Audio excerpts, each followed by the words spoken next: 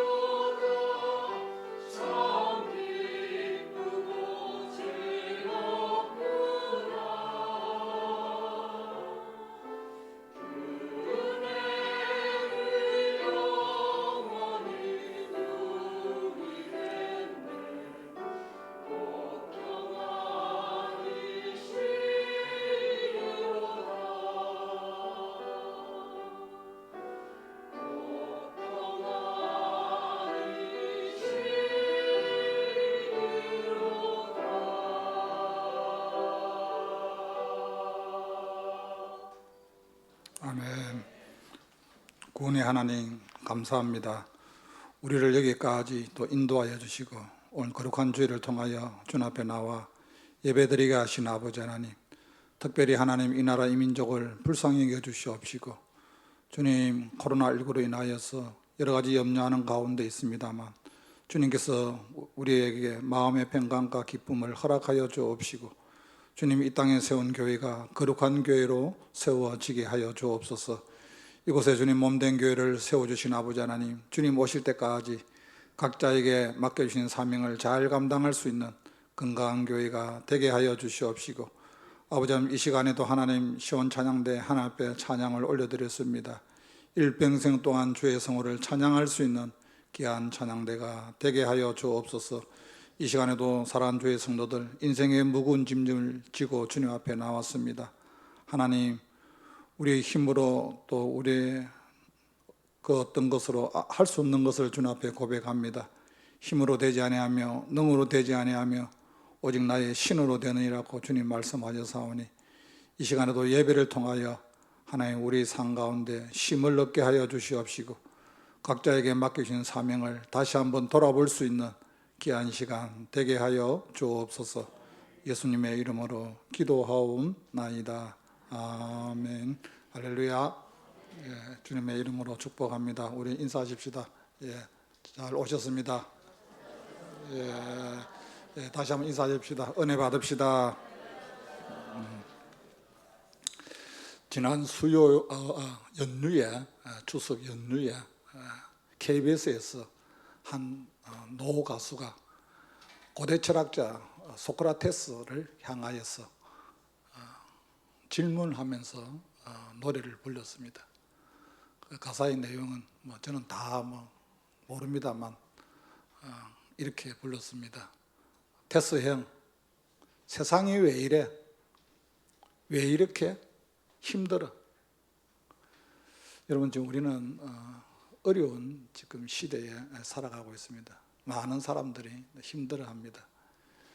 이 고대 철학자 소크라테스는 사형 선고를 받고 감옥에서 그 살아가는 제자 플라톤에게 이런 말을 했습니다.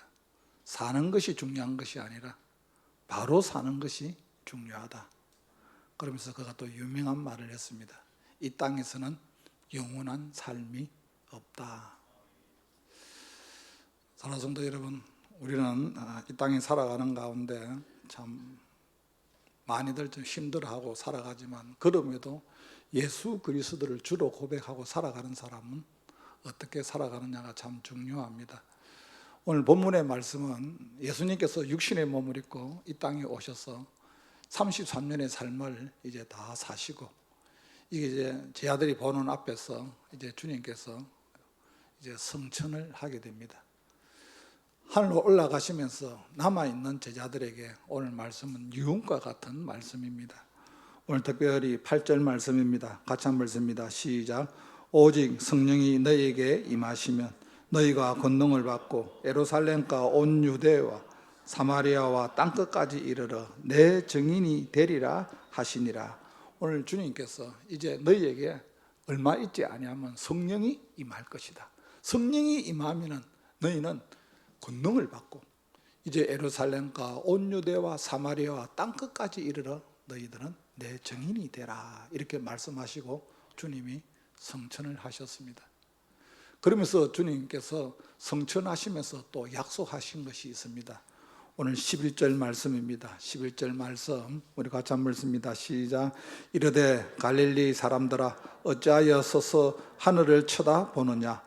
너희 가운데서 하늘로 올려지신 이 예수는 하늘로 가심을 본 그대로 오시리라 하였느니라. 이제 성천하신 그 주님은 너희가 본 그대로 다시 오시겠다고 말씀하고 있습니다. 이것이 여러분 재림입니다. 여러분, 우리가 예수님을 믿는다는 것은 2000년 전 예수 그리스도가 육신의 몸을 입고 동정녀 마리아의 몸을 통하여 이 땅에 오신 것을 우리가 믿습니다. 그가 잉태한 것은 성령으로 잉태해서 이 땅에 오신 것을 우리가 믿습니다. 그가 우리의 모든 죄를 담당하기 위해서 십자가에 못 박혀 돌아가신 것을 믿습니다. 그 모든 사랑 가운데 주님이 나 때문에 주님이 십자가에 못 박혀 돌아가신 것을 내가 믿습니다. 그것으로 끝나버리면 우리에게는 아무런 소망이 없습니다. 그러나 주님은 죽으신 지 3일 만에 부활하신 것을 우리가 믿습니다. 그리고 부활하신 그분은 이 땅에서 40일의 생활을 하고 이제 제 아들이 보는 앞에서 주님이 승천하셨습니다. 이제 우리가 마지막 믿는 것이 무엇입니까? 주님이 다시 오시리라. 하늘로 가심을 본 그대로 오시리라. 이 재림을 우리가 믿습니다. 그래서 이미 네 가지는 다 이루어졌습니다. 마지막 한 가지 남아있는 것이 무엇입니까? 재림입니다. 주님이 다시 오겠다는 겁니다. 성경에 보면은 창세기로부터 요한계시록을 통하여서 성경이 끝납니다. 요한계시록 마지막에 보면은 주 예수여 오시옵소서 마나라타. 마지막 시대에 살아가는 저와 여러분은 주님이 언제 오실지는 모르지만 주님 오실 때까지 주님을 기대하며 이 땅에서 우리가 교회의 사명을 감당합니다. 예수님께서 이제 승천하시고 난 이후에 남아있는 120문도가 마가의 다락방에서 그들이 간절히 성령을 사모하며 기도했습니다. 기도하는 가운데 성령께서 바람같이 불같이 임하였습니다. 그 성령은 지금 오늘날 예수 그리스도를 주로 고백하는 저와 여러분 속에서도 주님을 고백하면 내 속에 보이지 않는 성령께서 내주하셔서 세상 끝날까지 내가 너희와 함께함이라고 약속하셨습니다. 오늘 예배를 드리는 사랑하는 성도 여러분, 우리는 이 성령 시대에 살아가면서 이제 성령이 우리 속에 계시는데, 그러면 우리가 이 땅에서 이 코로나19의 이런 어려운 가운데 세상이 왜 이래 힘들어, 이런 가운데서도 우리가 어떻게 살아야 됩니까? 첫 번째, 우리가 이 땅에 살아가는 가운데 예수 그리스도가 내 구주 되신가, 내 인생의 주인 되심을 우리는 증인으로 살아가야 됩니다. 여러분, 그렇습니다. 우리가 살아가는 삶 가운데 끊임없이 주님이 누구냐는 겁니다. 마태복음 16장에 보면은 예수님께서 제 아들 향하여 세상 사람들이 인자를 누구나 하느냐 그렇게 물어봅니다. 그때 제 아들이 그렇게 말합니다. 어떤 이는 세례 요한이라 하고, 어떤 이는 엘리야라 하고, 어떤 이는 에리메야라 하고, 어떤 이는 선지자 중에 한 사람이라 합니다. 그렇게 말합니다. 그때 주님께서 세상 사람들은 그렇게 말을 할지라도 너희는 나를 누구냐 하냐. 그때 베드로가 그렇게 말합니다. 주는 그리스도시요 살아계신 하나님의 아들입니다. 이 말이 무슨 말입니까? 하나님의 아들이라는 것이 바로 주님이 바로 하나님입니다. 여러분, 우리는 예수 그리스도를 주로 고백하는 동시에 믿기 전에 지난날 공중 권세 잡은 나의 옛사람은 이미 죽었습니다. 갈라디아서 2장 20절 말씀해 보면 내가 그리스도와 함께 십자가에 못 박혀 죽었나니 이제는 내가 산 것이 아니요 오직 내 속에 그리스도가 사신 것이라. 이미 저와 여러분은 2000년 전 주님이 십자가에 못 박혀 돌아가실 때 나의 옛사람도 이미 죽었습니다. 그래서 이제 인생의 주인은 옛 자아가 나가 아니라 주님이 내 인생의 주인 되시고 주님이 지금도 내 인생의 삶을 이끌어가고 있다는 것을 믿으시길 바랍니다. 이것을 여러분 우리가 사람들에게 증거해야 됩니다. 내 인생의 주인은 주님이시다. 이것이 여러분 간증입니다. 이것이 정인된 삶을 살아가는 사람들이 할 본문입니다. 여러분, 정인이라는 것이 무엇입니까? 내가 본 것을, 내가 경험한 것을 다른 사람에게 이야기하는 것이 정인이지 않습니까? 그렇습니다. 내 속에 성령이 계시는데, 성령이 내 속에 계시는데 이걸 여러분 주님이 내 인생의 주인이라고 고백하지 못한다 하면은 내 속에 있는 성령이 어떻게 합니까? 탄식을 합니다. 그리고 두 번째, 여러분 우리가 살아가는 가운데 끊임없이 하나님을 아버지 되심을 증거해야 됩니다. 하나님이 내 아버지라는 겁니다. 로마서 8장 15절 말씀해 보면 너희는 다시는 무수하는 종의 영을 받지 아니하고 양자의 영을 받았나니 아빠 아버지라 부르짖느니라. 지난 날에는 여러분 하나님을 몰랐습니다. 그런데 하나님께서 우리를 이제 하나님의 자녀로 삼아주시고 우리 속에 성령을 주심으로 말미암아 우리가 하나님을 어떻게 부릅니까? 아버지라고 부르는 거예요. 여러분, 아무나 하나님을 아버지라고 부를 수 없습니다. 우리는 살아가는 가운데 인생의 문제가 있을 때 주님 앞에 나와서 일일이 말하지 않아도 아버지, 이 아버지의 이 단어 속에 모든 것이 함축되어 있다는 거예요. 저도 때로는 목회를 하는 가운데 힘이 들 때는 강대상에 올라와서 이래저래 말하지 않습니다. 그냥 아버지 하는 가운데 주님의 위로함이 있는 거예요. 그래, 너 얼마나 힘드니? 내가 너 마음 안다. 여러분, 우리가 성경의 그 탕자의 비유를 통해서 아버지 집을 떠난 그 탕자가 주님 앞으로 돌아오지 않습니까? 아버지께 돌아옵니다. 돌아왔을 때 그 아버지는 그 아들에게 손에 가락지를 끼우고 신의 신발을 신기면서 다시 그 신분을 회복시키는 거예요. 여러분, 중요한 것은 내가 정말 하나님의 자녀냐는 거예요. 하나님의 아들이냐는 겁니다. 요한복음 1장 12절 말씀해 보면 영접하는 자 곧 그 이름을 믿는 자에게는 하나님의 자녀가 되는 권세를 주셨다는 거예요. 이 권세를 주신 것이 무엇입니까? 하나님을 아버지라고 고백하고 언제든지 하나님 앞에 나와서 아버지하고 기도할 수 있는 이 특권이 있는데 이것을 우리가 증거하지 못하고 여전히 세상 사람들과 같이 나약하게 살아가는 우리의 모습을 보게 됩니다. 우리 교회가 명륜동에 있을 때 여러분 믿지 않는 어르신들 이렇게 화요일마다 모아놓고 늘 무력 없이 시작하기 전에 불렀던 찬양이 있지 않습니까? 예수님을 구주라 부르는 자는 좋은 일이 있으리라 많이 있으리라. 하나님을 아버지라 부르는 자는 좋은 일이 있으리라 많이 있으리라. 성령님의 인도함을 받는 자는 좋은 일이 있으리라 많이 있으리라. 여러분, 우리가 이 땅에 살아가는 가운데 예수님을 구주라고 고백하고 하나님을 아버지라고 고백하고 성령님의 인도함을 따라 살아갈 때는 그분이 우리의 인생의 모든 삶을 책임져 주시고 인도해 주시는 줄로 믿습니다. 내가 여러분 하나님 자녀라는 거, 이 여러분 자부심을 가지시길 바랍니다. 이것을 여러분 증거하시길 바랍니다. 그리고 여러분 세 번째가 성경이 하나님의 말씀임을 우리가 믿어야 됩니다. 그리고 이것을 증거해야 됩니다. 디모데후서 3장 16절 말씀해 보면은 모든 성경은 하나님의 감동으로 된 것으로 교훈과 책망과 바르게 함과 의로 교육하기에 유익하다고 말씀하고 있습니다. 그리고 성경 우리에게 말씀하고 있습니다. 히브리서 4장 12절 말씀에 하나님의 말씀은 살았고 운동력이 있어 좌우의 날쌘 어떤 검보다도 예리하여 홍과 영과 및 간질과 골수를 찔러 쪼개기까지 한다.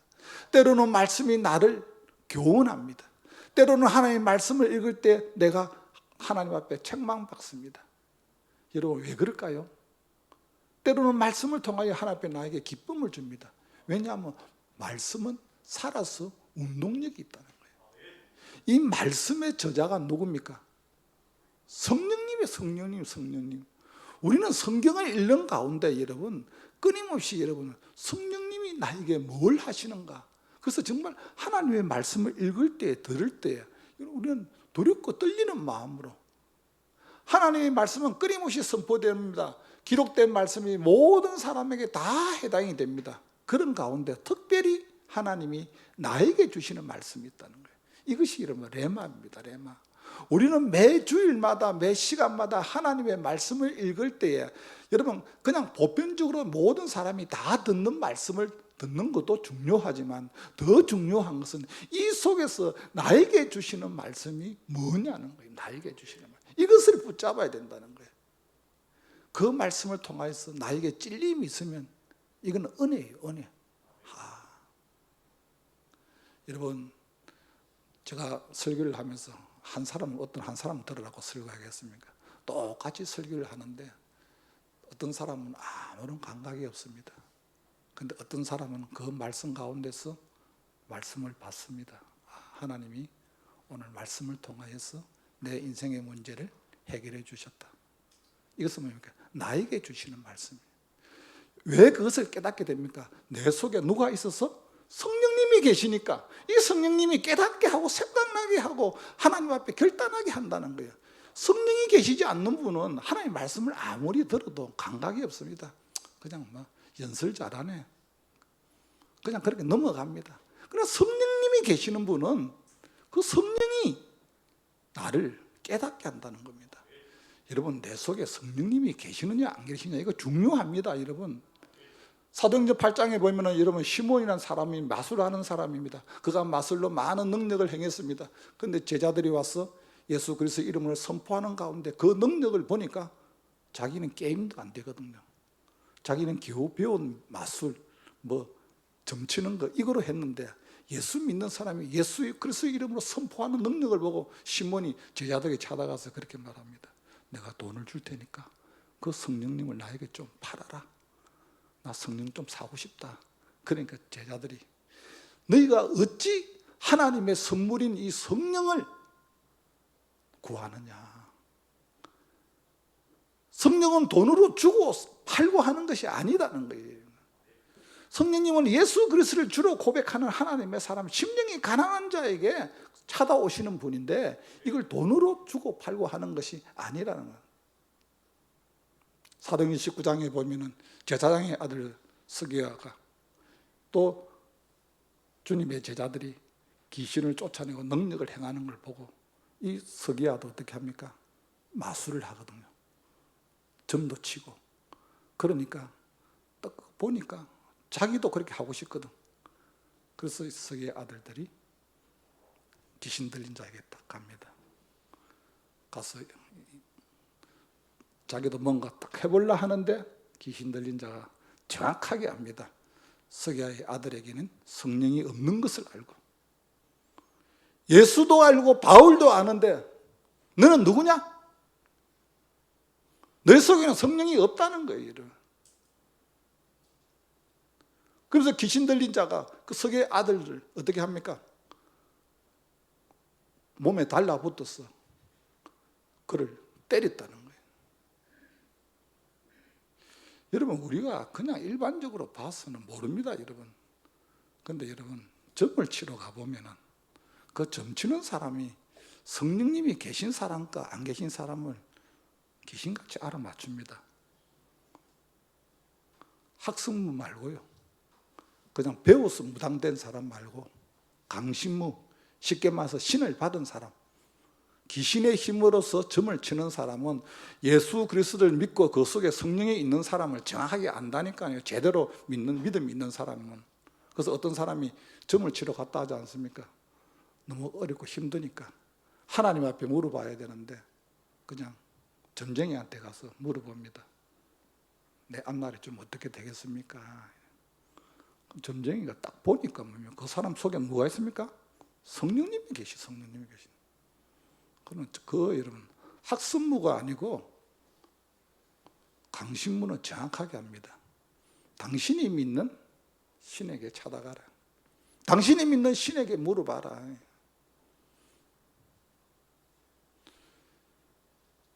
여러분, 우리가 살아가는 가운데 내 속에 성령 하나님이 계신다 하면은 이 성령 하나님이 우리의 삶을 붙잡고 있습니다. 하나님의 말씀을 들을 때 성령께서 깨닫게 합니다. 생각나게 합니다. 어떻게 살아야 될지 하나님 앞에 결단하게 합니다. 사도행전에 보면은 지하들이 하나님의 말씀을 선포할 때 그 말씀을 듣던 자들이 어떻게 합니까? 우리가 어찌할꼬? 찔림이 있다. 찔림. 그렇습니다. 우리가 살아가는 가운데 여러분 주신 이 성령의 이 사역을 여러분 잘 감당하시길 바랍니다. 성령께서 우리에게 특별히 주신 것이 있습니다. 무엇입니까? 은사입니다. 은사.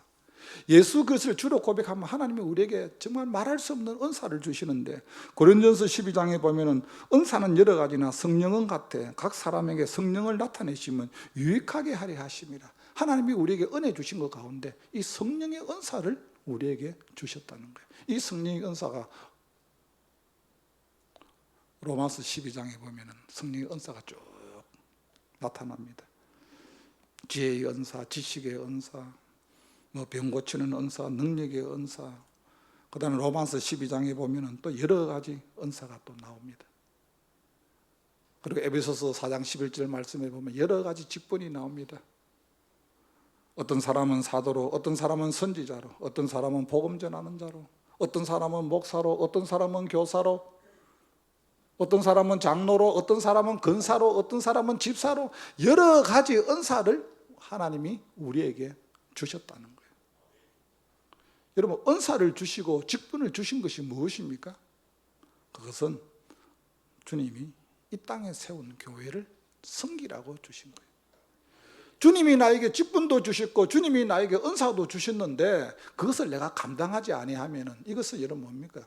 직무유기입니다. 여러분 쉽게 말해서 하나님의 자녀로서 주님이 성령을 주시고 성령께서 주님이 다시 오실 때까지 이 땅에서 맡겨주신 사역을 감당해갖고 우리를 이 땅에 몸된 교회의 직분자로 세워주시는데 그 사역을 내 기분대로 감당하지 않는다 하면은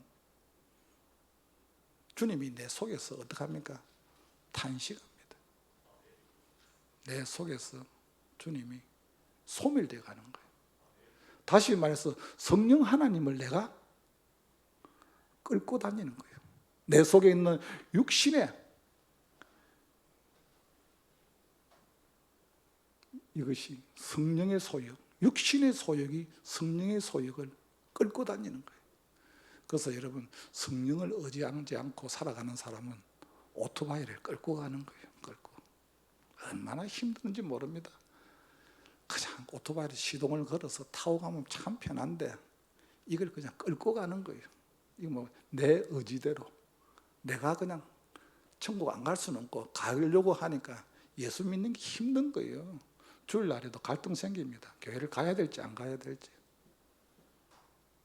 말씀대로 살아야 될지 안 살아야 될지, 내 속에 있는 육신의 소욕과 성령의 소욕이 끊임없이 싸웁니다. 이것은 여러분 우리뿐만 아니라 여러분 대사도 바울이 여러분 이것 때문에 오라 나는 공부한 사람이라도 누가 나를 이 사망의 이곳에서 나를 건지내라. 그러나 이제 성령의 그 자유함이 죄와 사망의 곳에서 너를 해방하였느니라. 성령이 우리를 죄와 사망의 곳에서 우리를 해방시켜 주셨다는 거예요. 하나님의 자녀는 이 땅에 살아가는 가운데 끊임없이 하나님의 사람으로 세워져 간다는 겁니다. 그렇습니다. 그리고 주님께서 우리에게 주신 큰 은혜가 무엇입니까? 성령의 열매라는 거예요. 여러분 성령을 받았으면 내 속에 성령이 있으면 나타내는 것이 있습니다. 무엇입니까? 성령의 열매입니다. 여러분 주님 앞에 갔는데 주님은 너 이 땅에서 성령의 화려한 꽃을 주님은 원하지 않습니다. 여러분 우리는 이 땅에서 자꾸 꽃을 자랑하려고 합니다. 꽃은 뭡니까? 화려한 겁니다. 주님은 열매를 원합니다. 주님은 무화과나무에 가서 무화과나무를 주님이 저주한 것은 그 속에 열매가 없기 때문에 저주한 거예요. 여러분 우리에게는 세상적인 화려한 꽃을 주님은 요구하지 않습니다. 이 땅에서 뭐 내가 화려하게 이 땅에서 뭐 내가 잘 됐고 이거 여러분 주님 원하지 않습니다. 우리가 원하는 것은 무엇입니까? 끊임없이 열매입니다. 갈라디아서 5장 22절 말씀해 보면 오직 성령의 열매는 사랑과 희락과 화평과 오래 참음과 자비와 양선과 충성과 온유와 절제니 이 같은 법을 금지할 것이 없느니라. 하나님이 우리 각자에게 여러 가지 성령의 열매를 주셨다는 거예요. 우리는 확인을 해봐야 됩니다. 내가 정말 성령의 사람인데 내 속에 정말 주님의 사랑이 있는가? 주님의 기쁨이 있는가? 내가 정말 내 속에 화평이 있나? 내가 다른 사람들과 정말 화평하게 살려고 하나? 나에게 오래 참으려 하는 이 인내력이 있는가? 나에게 자비가 있나? 양성이 있나? 정말 주님 앞에 내가 충성하고 온유하고 절제하려고 하는 이런 것이 내 속에 있나? 여러분 성령의 사람은 이거 점검을 해봐야 됩니다. 우리는 살아가는 가운데 육신에 대해서는 끊임없이 관심을 가집니다. 정기 점검을 받습니다. 어디 이상이 있는가? 내 속에 성령님이 계시는데 우리가 여전히 세상 사람들과 같이 그런 방법으로 우리가 살아갈 때는 예수 믿는 저와 여러분에게는 아무런 힘이 없다는 겁니다. 주님 앞에 서면은 주님이 분명히 우리에게 물어보실 겁니다. 내가 보혜사 성령을 너희에게 보냈는데 너희가 이 땅에 살아가는 가운데 성령님을 의지하며 그 성령님께 붙잡힌 바다 살아야 되는데 왜 너 힘으로 인생의 삶을 살아왔느냐? 여러분, 이 땅에 살아가는 가운데 세상 사람들은 그렇게 살 수밖에 없습니다. 하나님을 모르니까, 그 속에 성령님이 안 계시니까. 그러나 저와 여러분에게는 주신 은혜가 있습니다. 내 속에 성령님이 내재한 그것으로만 인하여 우리는 살아갈 수가 없습니다. 늘 성령님과 교통하는 가운데 성령이 나를 지배할 수 있도록 머리부터 발끝까지, 이것이 바로 성령 충만이라. 성령 충만. 성령 충만하게 되면은 성령께서 늘 깨닫게 하는 거예요. 늘 성령님과 교제하게 되는 거예요. 주님이 나에게 주시는 기쁨이 있어요.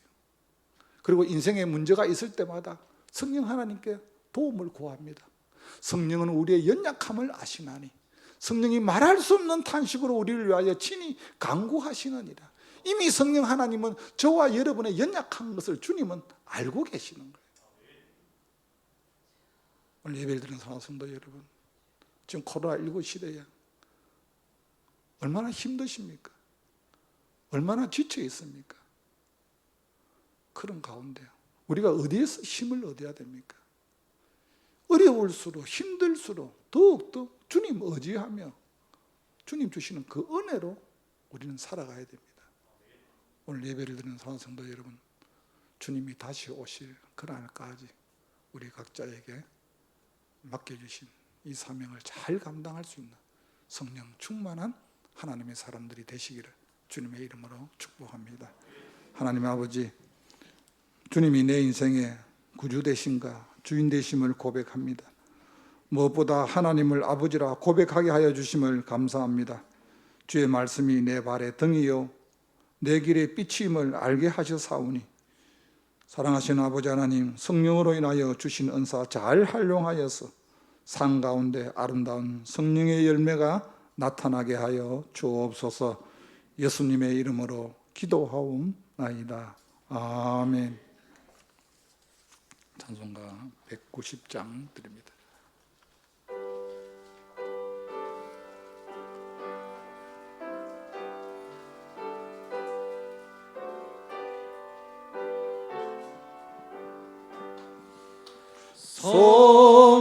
성령이여 강림하사 나를 감화하시고 애통하며 회개한 마 충만하게 하소서. 예수여 비오니 나의 기도 들으사 애통하며 회개한 맘 충만하게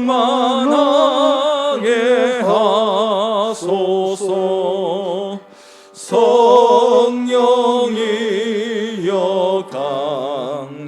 강림하사 그 신권능 주소서. 원하옵고 원하오니 충만하게 하소서. 예수여 비오니 나의 기도 들으사 애통하며 회개한 마 충만하게 하소서. 힘이 없고 연약하나 엎드려서 비오니 성령 강림하옵소서. 충만하게 하소서. 예수여 비오니 나의 기도 들으사 애통하며 회개하마 충만하게 하소서.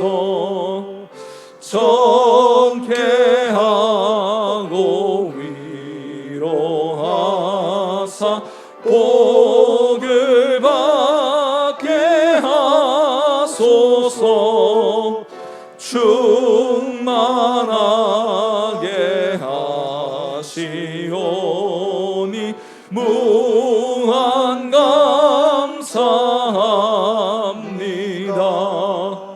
예수여 비오니 나의 기도 들으사 애통하며 회개하마 충만하게 하소서.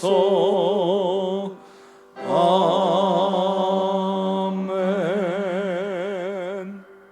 하나님 아버지, 이 시간 주님 앞에 나올 때 주님 마음의 소원을 가지고 구분하여 주님 앞에 귀한 예물 드립니다. 하나님 아버지, 우리의 소원을 아시는 아버지 하나님, 이 땅에 살아가는 가운데 물질 때문에 어려움 당하지 않도록 주님 도와주시옵시고, 주님 어렵고 힘들 때일수록 하나님의 것을 잘 구분하여 드릴 수 있는 지혜로운 하나님의 사람이 되게 하여 주옵시고, 주님께서 심은 대로 거두리라고 약속하신 아버지 하나님, 무엇을 먹을까 마실까 입을까 의식주로 인하여 염려하지 않게 하여 주옵시고, 끊임없이 주의 이름으로 흘러보내며 살아가게 하여 주옵소서. 이 시간에도 마음은 원의로 돼 물질이 없는 자에게 하나님 동일한 은혜를 베풀어 주옵시고, 이 물질이 서 있는 곳에 주님의 영광이 나타나게 하여 주시옵소서. 예수님의 이름으로 기도하옵나이다. 아멘.